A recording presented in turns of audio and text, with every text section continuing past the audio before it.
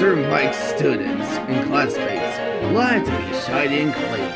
They like to cheer Quincy in the Royal Woods town.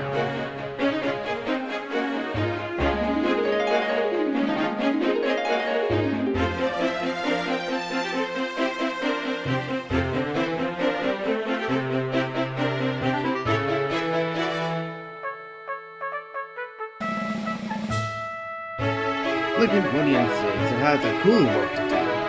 They like to be clean and others, just like the other students. The afternoon in the class.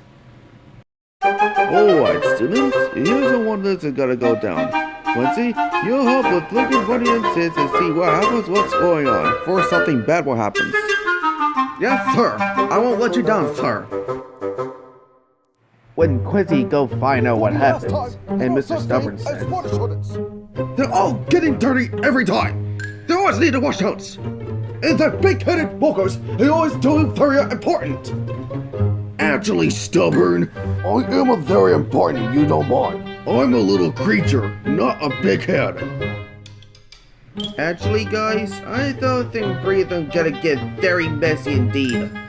Don't worry about it, Mr. Normal. They'll be fine. So Quincy and Wonkers go check it in the window and see it's okay. As some of those boys are very naughty indeed. Also, they're using Fallout traps to prank them. Using a Marshmallow blaster. And the Marshmallow blaster Marshmallow all over Sid. She felt awful, and I know she's carrying on. Quincy and Wonkers never such these things before. When Quincy and Wonkers sees them who did this, so he's doing more traps running in and licking. But Quincy and Wonkers was not be happy because they're in trouble. And he found another window in the class in the kitchen.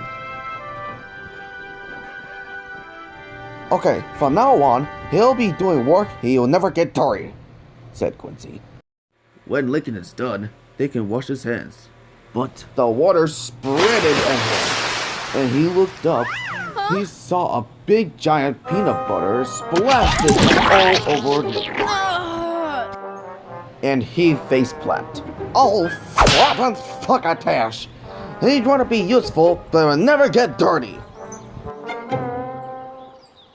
And now, they're pranking, said Quincy in glee. I think we need to go to the chocolate factory. They can break some cocoa powder. Cocoa powder, huh? Well, must be her clean job. She's going to the chocolate factory until we get the cocoa powder. But the three pranksters put the oil on the road. When she's approaching the chocolate factory with Mr. Bump and Miss Helpful, something went wrong. Something stucky and sticky. There must be the glue must be put on the ski board. There must be those pranksters did this. And she can't put on the brakes. And her ski board was skidding in the oily roads.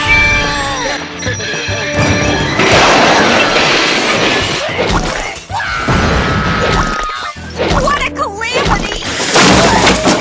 She splits to the bus pedal. Also, the helmet is so muddy now, but poor Ronnie was still covered from head to toes in sticky, gooey chocolate and butter.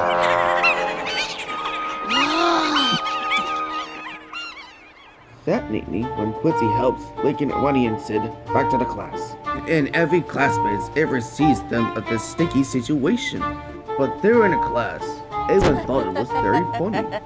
You look good enough to sink a sweet tooth into. Ivan chuckled. Coca, Ronnie. Joshua added. But Ronnie and Node wasn't going so great. She felt crossy before they say anything else. But hey, look on the bright side. You have like chocolate mud on your shoes. Oh my goodness. Ahem, said a certain sounding voice. It was Mr. Mike. I seem to have a very trying day to you three, he said. Yes, sir. Yeah, we're sorry about that accident. Oh, don't worry to blame yourself. Quincy told me everything because he saw everything about the pranking you three. So I take them to the detention room. Thanks for Quincy. So he uses all the usefulness dust could come before cleanliness. So, he added, we have a surprise for you three. We're doing the costume party tonight. A costume party? And your costume looks great on you. And so looking at Sid was so happy about it, especially Ronnie, and she felt beamed.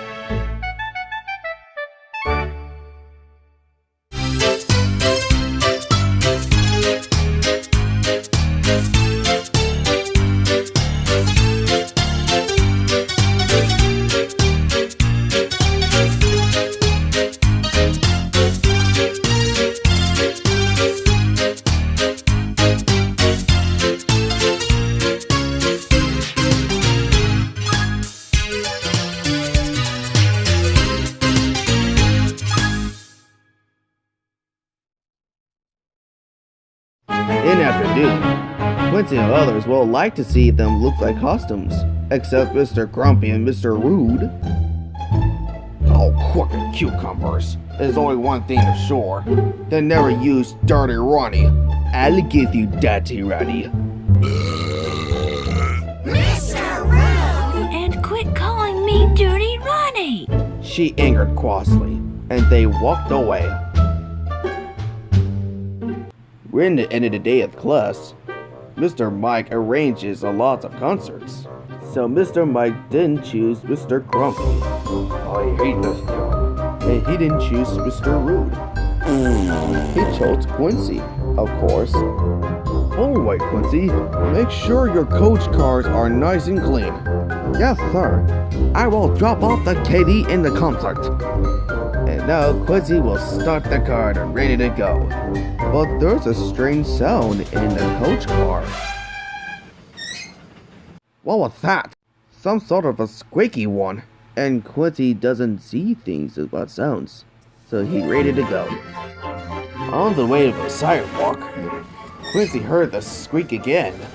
He was worried. It didn't sound like a squeaky clean squeak. And they arrived with Katie and Ivan to go to the concert. But then, Katie comes in the coach and went and see a mouse. And Katie screams. And she screamed, and she screamed, and she screamed. She screamed so loud and so long that windows broke all over town. Definitely the Calatora, said Mr. Rude. Katie was crossed. I can't possibly travel with Coach Riddled and with Twirly Mouse. Ivan was so embarrassed, and Quincy didn't feel important at all. Just then, Lincoln and others was returned for this messiness.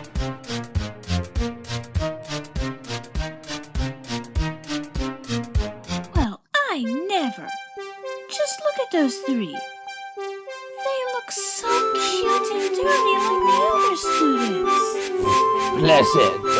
But he's filthy. Of course it is pleasant. But they're cleaner and filthy than ever. Wonderful! And so, Sid was carrying her little mouse. And everyone was in a coach, and he's ready to go. Later, Quincy saw these Messiest kids like to talk about. Thanks to all this troubleness about Messiest. And I feel bad for you they call you names. Oh, that's alright. We're still friends at least. Oh, by the way, Sid, where's her mouth? You'll see. Grinned Sid. Well done, four of you. Ivan got out of trouble thanks to you three. You four of you are very useful students, and now you deserve a costume party. Excuse me, sir. Can I join the party too? Sure thing, Quincy. That night was Katie's concert. Her voice carried across half the town.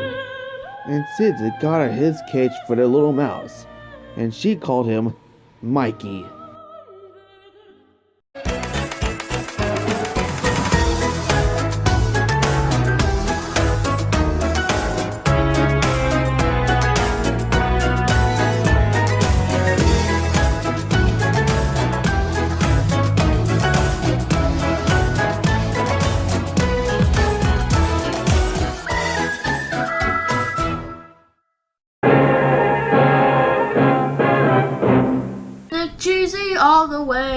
think somebody needs a tickle.